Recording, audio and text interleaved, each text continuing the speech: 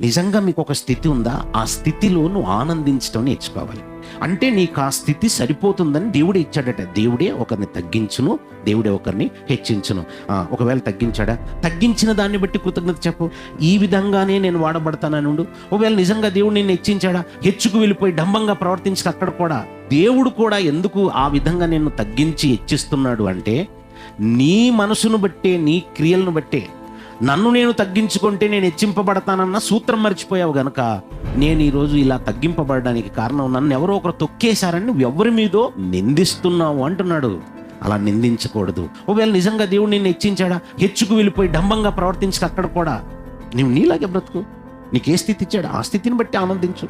దేవుడే ఒకరిని హెచ్చించును, దేవుడే ఒకరిని తగ్గించును. అది ఎప్పుడు తగ్గిస్తాడు, ఎప్పుడు ఇచ్చేస్తాడంటే తను తాను తగ్గించుకున్నవాడు హెచ్చింపబడు, హెచ్చించుకున్నవాడు తగ్గింపబడు. ఇవన్నీ దేవుడు మన కొరకు చెప్పినటువంటి ఆత్మీయ పాఠాలు.